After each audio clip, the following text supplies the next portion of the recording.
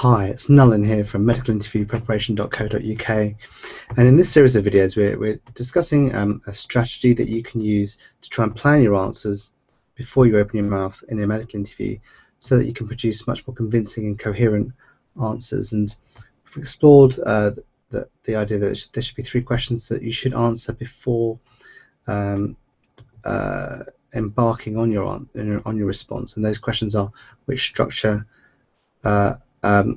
sorry, the first question was what's this question about? The second question was what could you sell in response to this question? And in this video we're going to talk about which structure will you choose. Now, I've deliberately used the verb choose because there is no right or wrong structure, and in fact you don't really need a structure at all if you know what you're doing. Right? So if you're very good, you can deliver very elegant answers without any structure at all.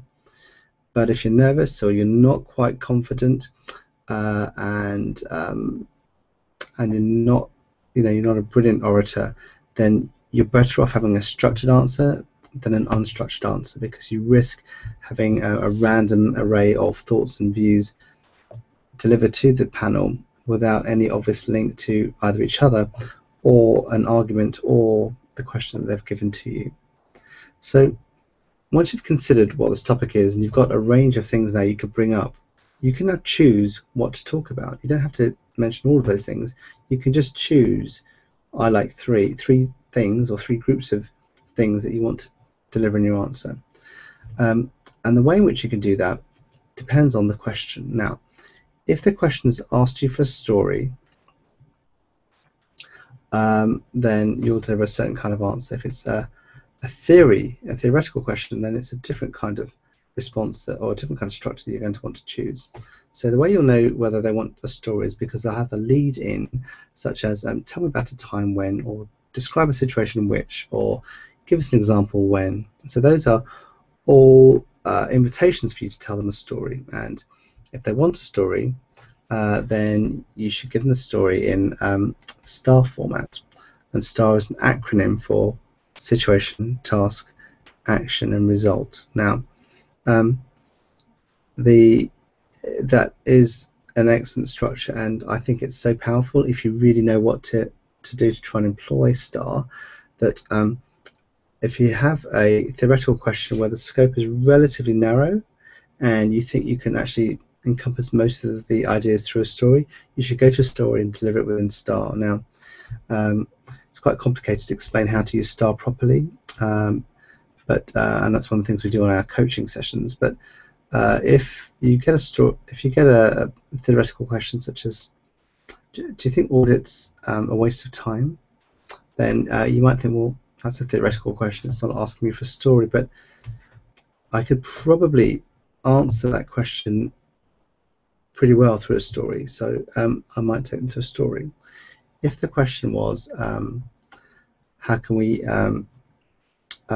bring in a culture of caring within the trust, then that's a bit broad, and it may be difficult to completely answer that question with one story.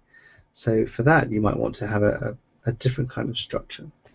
So if it's a story, go to STAR. If it's not a story, then you want a different kind of structure. And one of the things I usually suggest is flipping the root question word. Okay, so if the root question word is how, so how can you develop a culture of caring within the trust, the root question there is how.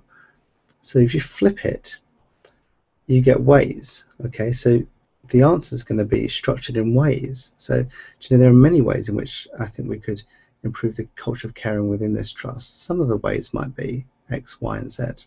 So ways is a flip side to how. If the root question word was who, then the flip side to that is people. So you're going to structure your answer in people or groups of people. So who do you like to teach? I like to teach lots of different kinds of people. Some of the people I like to teach are nurses, some are doctors, and some are medical students. Okay, so that's how you flipped the root question word. If it's where, the structure will be places. If the question is what, the structure will be things. So just flip the root question word. Now, there are some other generic structures such as CAMP, which is an acronym for clinical, academic, managerial, and personal. Other generic structures are people. So you could just structure in terms of people. You could structure in terms of time, so before, during, and after. So there are all sorts of different kinds of structures you could use in general. We talk about some of those on the online course. But try and develop a structure that you want to use that helps you to bring out the content elements that you think would make your answer most persuasive. Okay, remember the two goals, which are to sell your skills to meet their needs and to gain rapport. Okay, so I hope this series has been helpful, and I wish you best of luck. Take care. Bye.